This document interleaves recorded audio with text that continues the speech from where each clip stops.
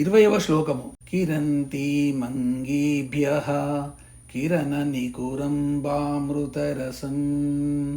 హృది త్వామాదత్తే హిమకరశిలామూర్తిమివ యః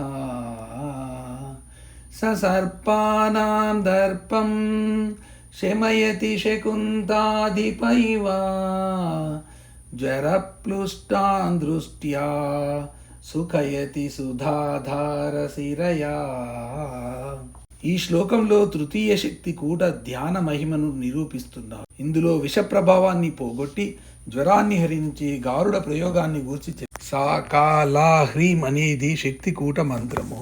ఓ దేవి యహ్ అంటే ఏ సాధకుడు అంగేభ్య పాదములు మొదలైన తన శరీరావయవముల నుండి కిరణ నికురంబామృత రసం, కిరణ అంటే కిరణముల యొక్క, నికురంబ సముదాయము నుండి పుట్టిన అమృత రసాన్ని కిరంతీం వెదజల్లుచున్న దానవైన త్వాం నిన్ను హృది అంటే హృదయమందు హిమకర శిలామూర్తిం ప్లస్ ఇవ, హిమకర శిల అంటే చంద్రకాంతి మణి శిల వల్ల నిర్మించబడ్డ మూర్తిం ప్లస్ ఇవ ప్రతిమ వలె శరీరము గల దాని వలె ఆధత్తే ధరిస్తున్నాడు, నిలుపుకుంటున్నాడు. ఆ సాధకు సర్పానాం పాముల యొక్క దర్పం పొగరును అంటే విషాన్ని శకుంతాధిప ఇవ, శకుంత ప్లస్ అధిప ప్లస్ ఇవ పక్షులకు అధిపతి అయిన గరత్మంతుని వలె శమయతి శాంతింపజేస్తున్నాడు అంటే శాంతిని పొందిస్తాడు. జ్వరప్లుష్టాన్ జ్వరముచే తప్పులైన వారిని, జ్వరముచే తాపమును పొందుచున్న వారిని సుధాధార శిరయా, సుధా ప్లస్ ఆధార అమృతమునకు ఆధారభూతమైన శిరయ అంటే అమృతాన్ని స్రవించే నాడిగల దృష్ట్యా చూపు చేత సుఖయతి పడుతున్నాడు. తల్లి పాదములు మొదలైన సమస్తమైన అవయవముల నుండి ప్రసరిస్తున్న కిరణాల నుండి అమృతాన్ని వర్షిస్తున్న చంద్రకాంత శిలలతో నిర్మించిన శిల్పమూర్తిగా నిన్ను ఏ సాధకుడు హృదయములో నిలుపుకుని ధ్యానిస్తున్నాడు, ఆ సాధకుడు పక్షిరాజైన గరత్మంతుని వలె సర్పముల దర్పమైన విషాన్ని శాంతింపజేస్తున్నాడు. అనగా సమస్త సర్ప విష బాధలను పోగొడుతున్నాడు. మరియు జ్వరముతో తపిస్తున్న వారికి అమృతాన్ని ధారగా స్రవిస్తున్న నాడితో కూడిన తన చల్లని చూపుతో జ్వరబాధను తొలగించి వారిని సుఖవంతులనుగా చేస్తున్నాడు. 6 మాసాలు ధ్యాన యోగాన్ని అనుష్ఠిస్తే సాధకుడు గరత్మంతునితో సమానుడు అవుతాడు. అతడు తన దృష్టితో లోకాలను ఆకర్షిస్తాడు.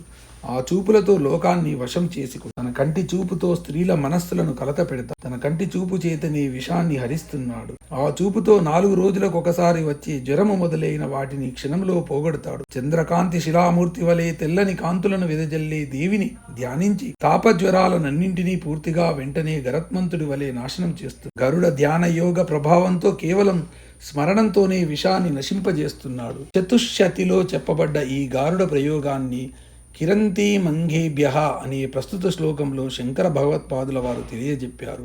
ఈ విధంగా ఒక్కొక్క శ్లోకంలో ఒక్కొక్క రకమైన ధ్యాన యోగాన్ని గురించి వారు తెలియజెప్పారు. కిరంతి మంగేభ్య కిరణ నికురంబామృత రసం, శ్రీదేవి తన శరీరపు అవయవాల నుండి వెలువడే అమృత కిరణముల నుండి అమృతములను వెదజల్లుతోంది. ఈ దేవి పాద పద్మముల నుండి సుధాధారలు స్రవిస్తున్నాయని సుధాధారాసారై చరణ యుగలాంతర్విగలితై అని 10వ శ్లోకంలో చెప్పబడింది. ఈ శ్లోకంలో శ్రీదేవి పాదాది సర్వావయముల నుండి వెలువడే కిరణాల నుండి అమృత రసాన్ని వర్షిస్తుందని చెప్పబడింది. సదాశివునితో కలిసి సకల తత్వములకు అతీతమైన మహేశ్వరి జ్యోతి రూపమై ప్రకాశిస్తుంది. ఆమె శరీరం నుండి పుట్టే కిరణములు 1000, 2000, 1,00,000 కోటి అర్బుదములై ఉంటాయి. వాటి సంఖ్య అనంతం. పై శ్లోకములలో చెప్పిన శ్రీదేవి శరీరము నుండి వెలువడే కిరణములు అమృత రసములను వర్షిస్తాయి. వాటిని గూర్చి ఈ శ్లోకంలో కిరంతి మంగేభ్య కిరణ నికురంబామృత రసం అని చెప్పబడిందని గ్రహించారు. హృదిత్వా మాదత్తే హిమకర శిలామూర్తి మివయః. హిమకర శిలామూర్తి అంటే చంద్రకాంతపు శిలలతో చేసిన రూపము. చంద్రకాంత శిలలతో చేసిన రూపము స్వచ్ఛంగా తెల్లగా ఉంటుంది. సాధకుడు ఈ గారుడ ప్రయోగంలో శ్రీదేవిని చంద్రకాంత శిలతో నిర్మించిన మూర్తిగా హృదయంలో ధ్యానించాలి. అంటే శ్రీదేవి తెల్లని మూర్తిని హృదయంలో నిలుపుకొని ధ్యానించాలి. ససర్పానాం దర్పం శమయతి శకుంతాధిప ఇవ. శకుంతములకు అధిపతి గరత్మంతుడు. శకుంతములు అంటే పక్షులు. పక్షులకు ప్రభువు గరత్మంతుడు. గరత్మంతుడు అంటే సర్పాలకు భయం. గరత్మంతుడు సర్పంల దర్పాన్ని అంటే పొగరును ఎలా పోగొడతాడో అలాగే ఈ సాధకుడు కూడా పాముల విషాన్ని శాంతింపచేయగలడు. ఇంద్రజిత్తు నాగాస్త్రంతో రామలక్ష్మణులను బంధించాడు. గరత్మంతునితో రాకతో రామలక్ష్మణులు నాగబంధముల నుండి విముక్తులయ్యారని వాల్మీకి రామాయణంలో చెప్పిన విషయం ప్రసిద్ధమే. జరప్లుష్టాన్ దృష్ట్యా సుఖయతి సుధాధార శిరయా. పై చెప్పిన గారుడ ప్రయోగాన్ని సాధించిన సాధకుడు జ్వరప్లుష్టాన్ అంటే జ్వరముతో బాధపడే వారి బాధను దృష్ట్యా అంటే తన చూపు మాత్రముతోనే సుఖయతి అంటే బాధను పోగొట్టి సుఖాన్ని కలిగిస్తాడు.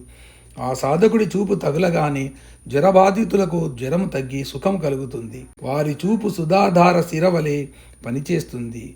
సుధాధార శిర అంటే అమృతమునకు ఆధారమైన నాడి. వారి చూపు అమృతము నిండిన నాడి వలె పనిచేసి జ్వరబాధితులకు సుఖాన్ని ప్రసాదిస్తుంది. సుధకు ఆధారమైన శిర నుండి అనగా నాడి నుండి అమృతం వస్తుంది.